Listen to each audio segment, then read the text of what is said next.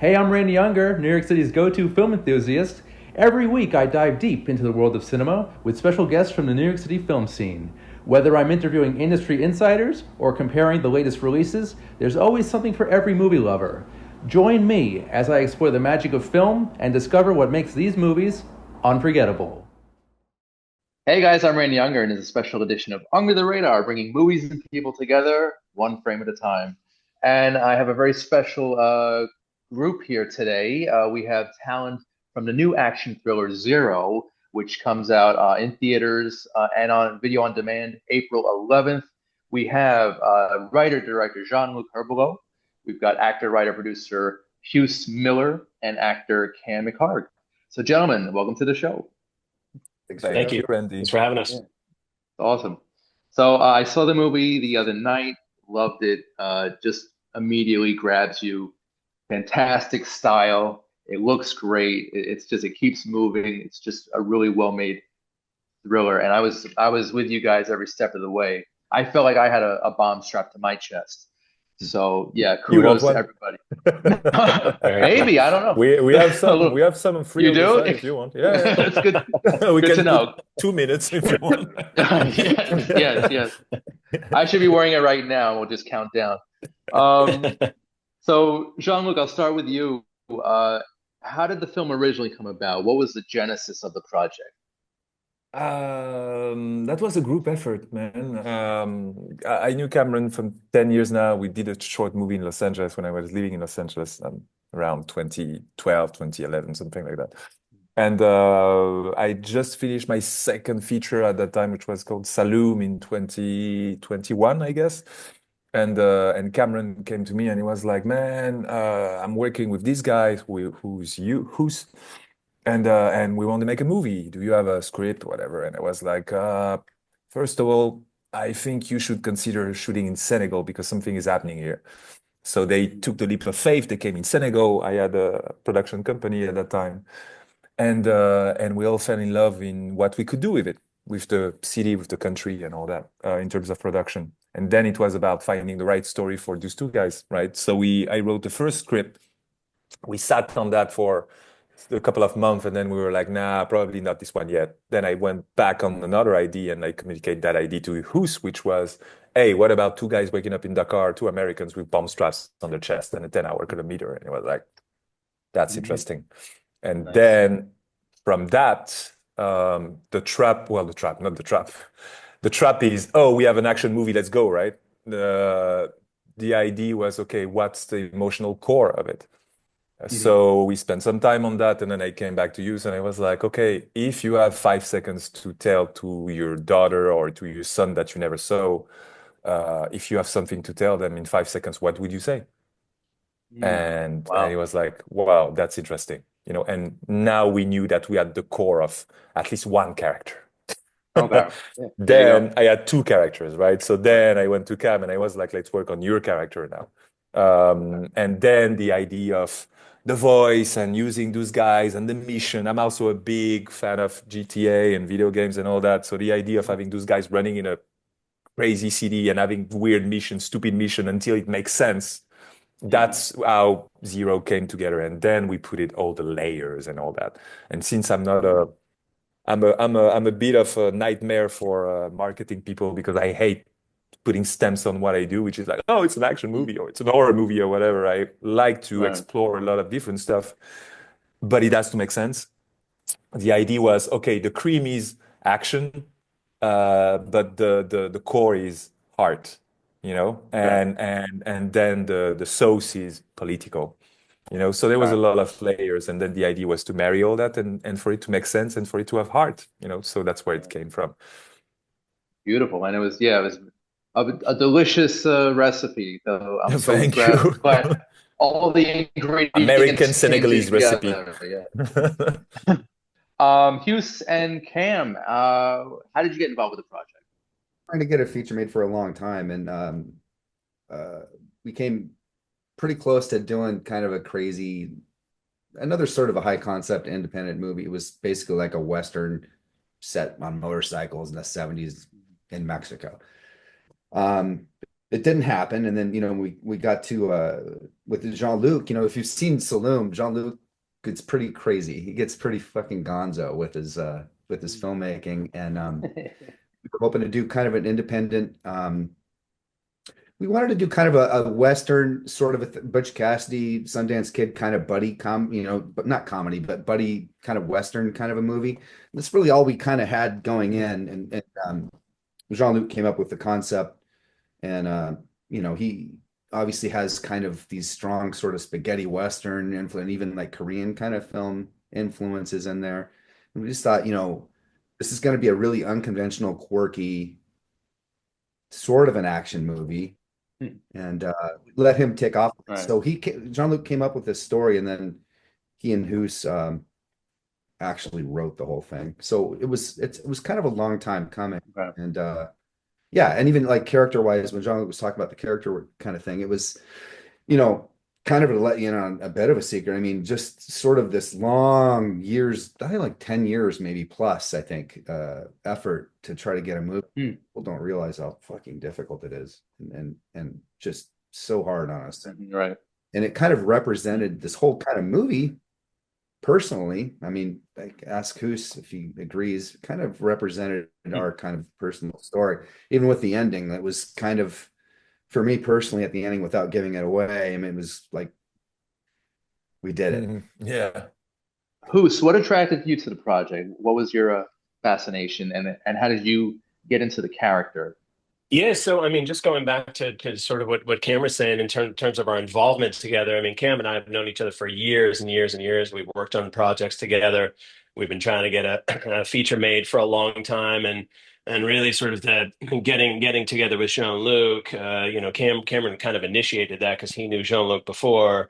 And we had a phone call with Jean-Luc, and Jean-Luc was like, come to Senegal. And I can't remember how much longer later, but we were in Senegal. We spent a week there and really decided at that point that, hey, this feels right, so let's do something together.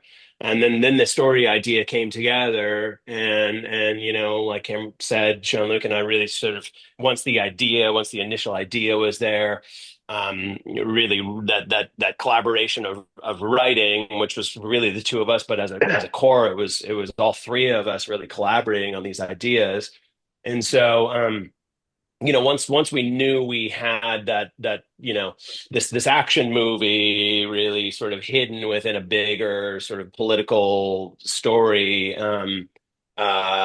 with a much bigger sort of worldview on Africa and the West and everything else, we once we got into production, it was really, I mean, so much of the work was in terms of the characters and playing the characters. For me, it was really, and I know for Cameron too, it was so much of Jean-Luc and his preparation in terms of what he wanted from these characters. And so, hats off to him for giving us the tools to be able to do what we wanted to do. We came, Cameron and I both came in to the, starting in production with our own ideas, and then the movie took on a whole, sort of a life of its own, and that was helped so much by being in Dakar, and Cam and I really just sort of being these lost foreigners, which was so organic for us. And that was really the brilliance of getting Jean-Luc to get us to Dakar, and the trust, really the level of trust between the three of us, I think, was the core of this movie. And for us anyways, I mean, aside from what the movie is right now, um just the friendship, the level of trust, you just being able to go for it. And I mean, Cam and I were living together while we were making this movie. For us, this was so surreal and such an unforgettable experience. But like Cameron was saying, is really like there was this sort of very, very personal level for Cameron and I, aside from the movie. And then there was a sort of mix in the movie, and it was sort of very, it was this very it was all very organic. But even like Cam said, the end of the movie, which we actually shot twice, was such a it was a powerful moment for Cameron and I, really, on a personal level. But and hopefully that plays across in the movie. But it was really, I mean, it was at the end of the day, I gotta say, it was, credit to Jean-Luc for not only trusting us, but also putting us in that environment. Because I think, for us, it worked. Definitely did. The three of you obviously work really well together. I love the chemistry between Hughes and Cam.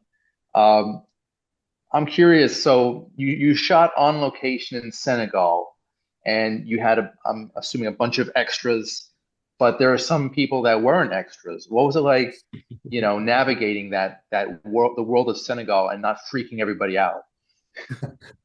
That Wow. that that would suppose that they didn't freak out. Right. They did. They Yeah. There you did. go. They Okay. did. I'm gonna give you a very simple example. Like the guy who it took us, and I'm not joking. I think it took us 6 months to complete one bomb vest. It took us a Oh long wow. time. And the guy who was doing the bomb was doing that in my fucking garden. And Dakar is like it's very. I think at that time they had a lot of problem with terrorism and all that. And I just realized at the moment I was like, you cannot do that fucking bomb in my garden, man. Like there's drones and all that shit. What the fuck are you doing?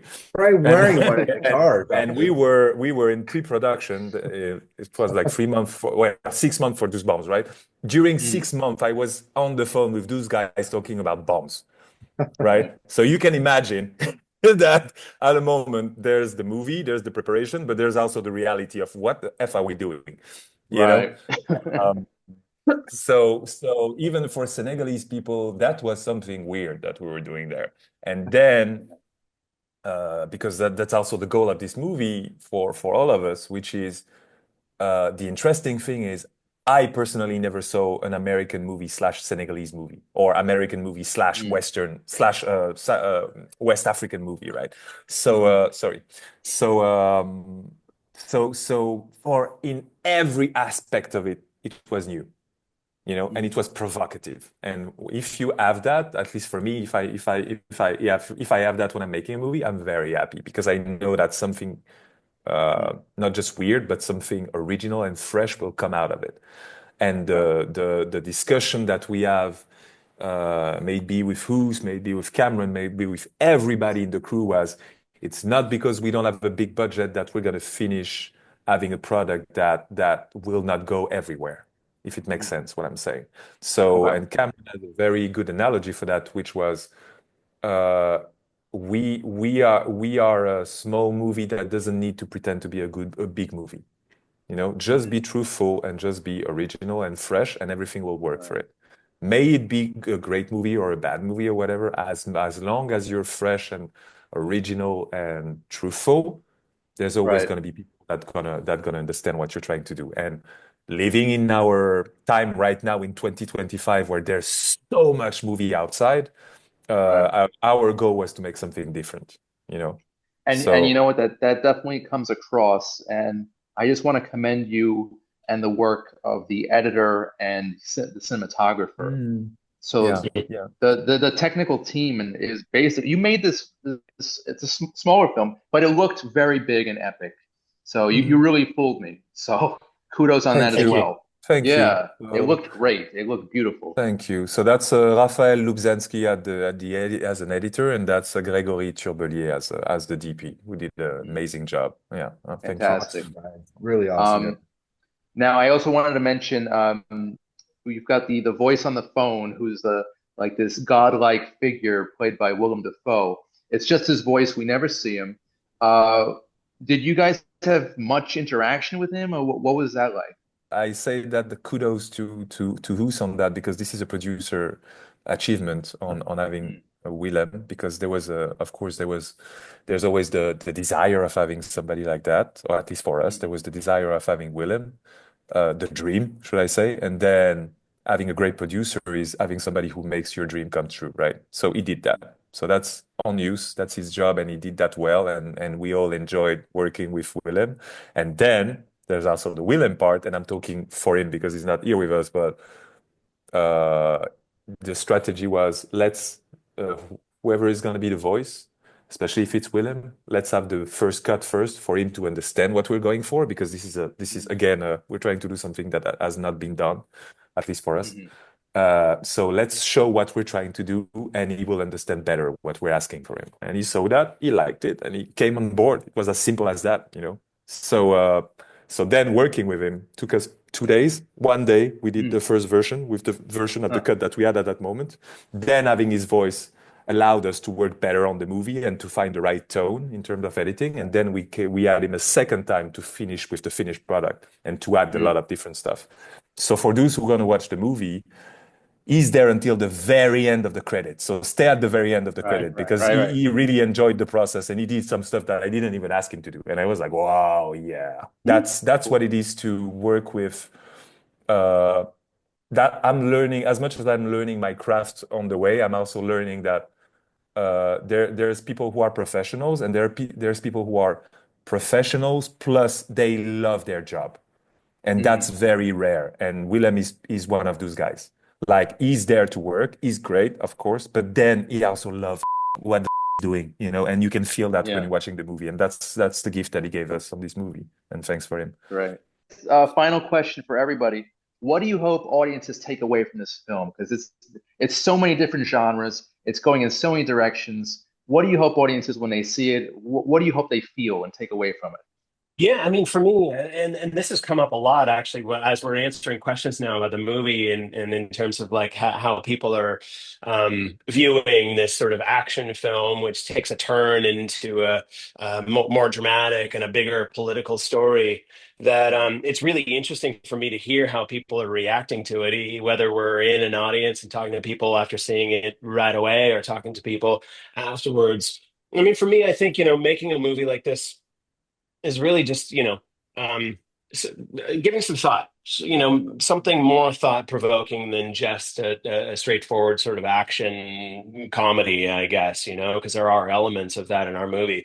I mean, obviously, for me personally, I would hope that people enjoy the movie, but also give it some thought in terms of, something thought provoking, something to think about. And it doesn't even, for me, it doesn't even mean necessarily you don't have to like the movie necessarily, but if it makes you think a little bit, then that I feel like I've done my job. Yeah, well, you know what, man? So I've actually only seen them. I've seen the movie, I think, 3 times now, at festivals with audiences. First 2 times it's so weird to see yourself, dude. It's an out of body experience. So you can't even really watch the movie.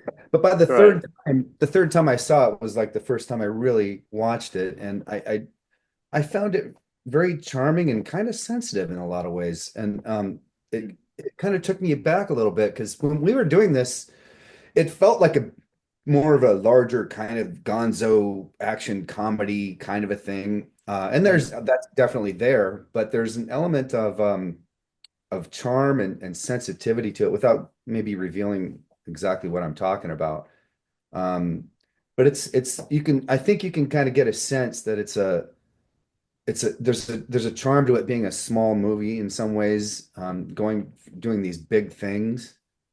And I would hope that that comes through, and there's something about that would kind of come through, and also just there's a bit of an emotional impact at the end that I'm very happy and proud of, and hopefully that'll affect others as well. An emotional impact and a visual impact, especially from you, Cam, because your look and seeing you now, it's like It's all night and day. It's awesome. Yeah. Such a transformation, such a great Yeah, transformation. that was fun. I got to tell you though, it took a lot of trust on my part. Oh yeah, I bet. Yeah. Cool, But cool. Jean-Luc carried it through. Nice. Lastly, Jean-Luc, what do you hope audiences take away from your beautiful film? Well, I think what we all like about movies, right? It's when we get scarred by them. When I hope that the movie is just that movie will be another Inception, meaning like it left something in your head.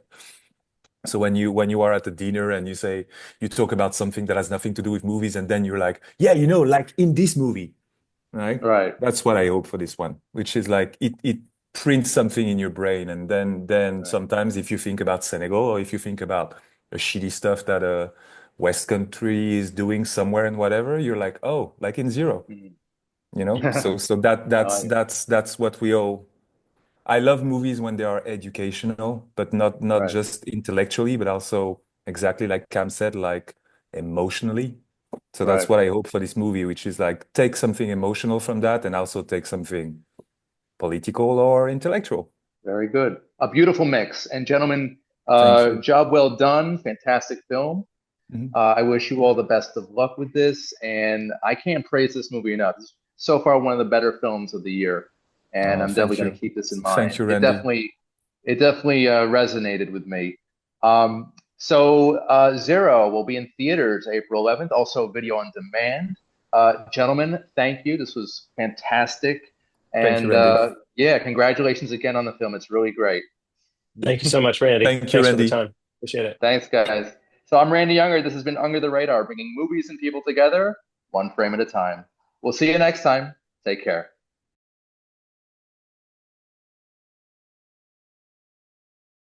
Hey guys, Randy Younger here. Under the Radar, bringing movies and people together, one frame at a time. Here at the red carpet premiere of the new horror comedy, Screamboat, I'm about to talk to some of the talent. Here we go. Hey guys, Randy Younger, Under the Radar, here with the filmmaker of the new film Screamboat, Steve Lamerte. How you doing, Steve? I'm doing great. Thanks for coming. Yeah, thank you. The film is wonderful. I saw it the other night. Totally ridiculous.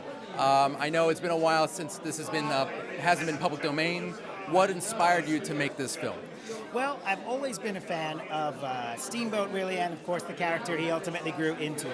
And so I thought, wouldn't he make a fantastic killer, monster, slasher, some kind of tiny terror on a Staten Island ferry? Because I've always wanted to make a Staten Island ferry horror movie, but I've never had sort of the monster, the killer, the villain that would be right. Okay. And so once it became clear after our success of the main one that we wanted to do another horror character, we said, well, who could we do? Steamboat Willie's coming into the public domain, and the Staten Island Ferry used to be a boat powered by steam. Of course. So we said, you know what? Let's do Steamboat Willie. And one thing led to another, and we started developing it and learning sort of all the connections between the lore and New York and the monster, and the whole film sort of came together and came to life.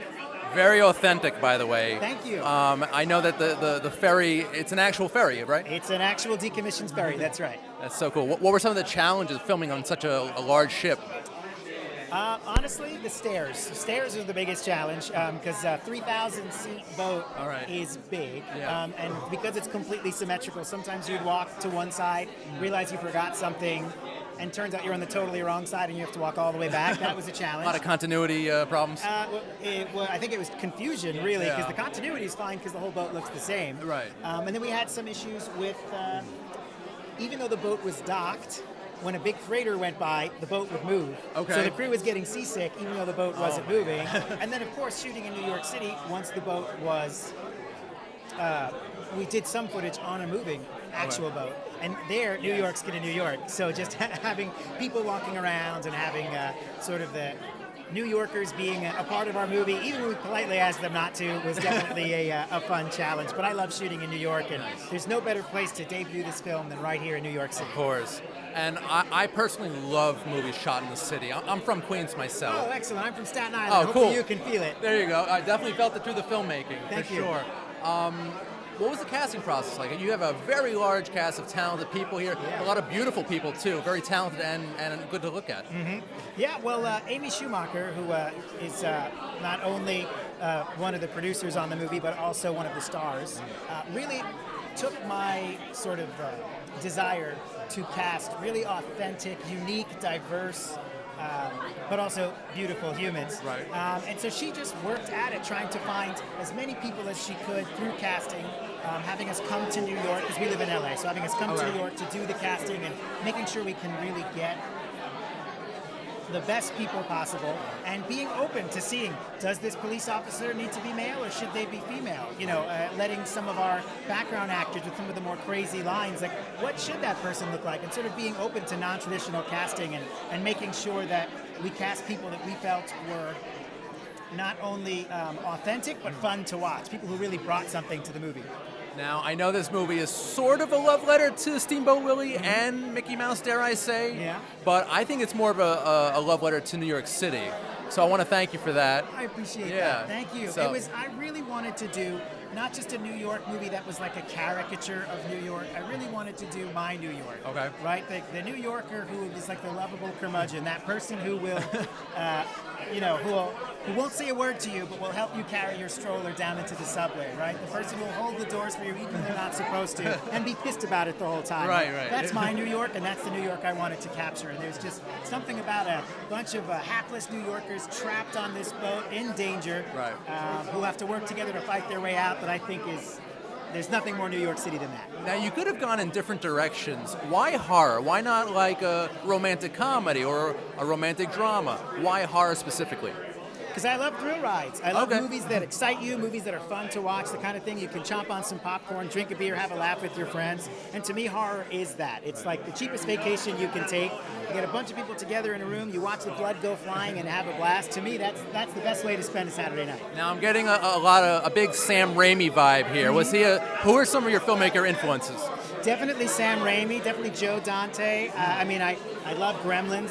So practical puppet work excites me.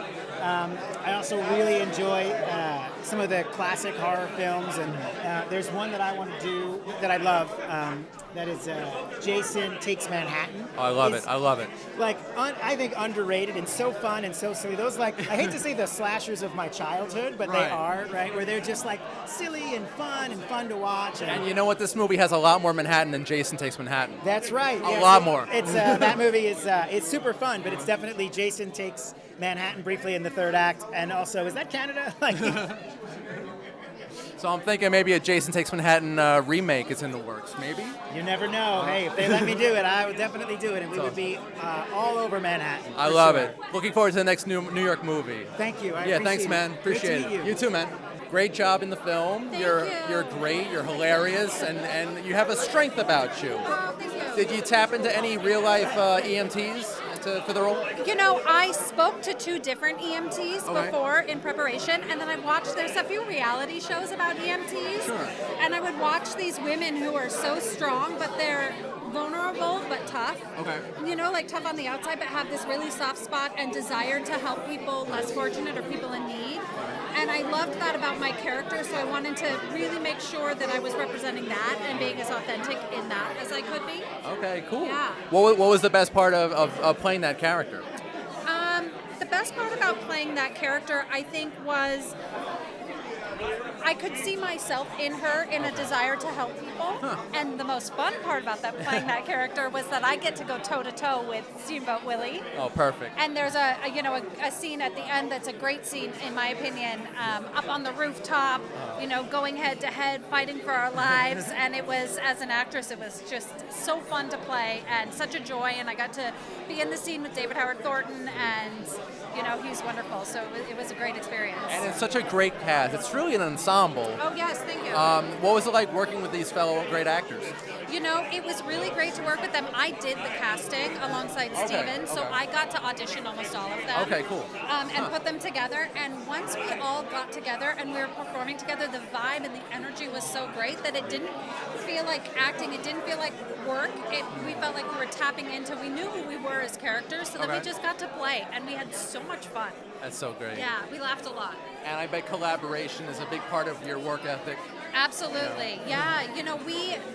Steven knew exactly what he wanted to get from us, but then he also let us play. And so we would definitely do takes that were exactly what was written on the page, and then takes where we were playing a little bit. We were trying something different. We were finding a Disney reference we could throw in, or, having a conversation of, I'm not really sure my character would say that right here. Can I try something else? And Steven was so open to letting us try some of that. Nice. And through that experimentation, I felt like we found a lot of authenticity. I love that. And it definitely shines through. Thank and you. Speaking to the authenticity part, it's a real ferry. It's an actual decommissioned Staten Island ferry. It is. What was the experience like running around on the ship? Was it fun? Was it dangerous? felt like both of those things. It's massive. So it's bigger than you even envision. You're like, oh, I've been on the ferry, I know. But once it's empty and you're going up and down those stairs, it's huge. Right. Absolutely huge. But the cool thing as an actor is that the walls have energy. It's an old decommissioned ferry, so hundreds of thousands of commuters have taken this boat, and you can like feel it in the boat. Cool. You know what I mean? The energy in the boat. So we didn't have to play, this is old, this is creepy, it's creaky old boat, or we went, there's an engine room scene. We didn't have to feel like, okay, let me envision I'm in a boat engine room. I was standing in an engine room. Right.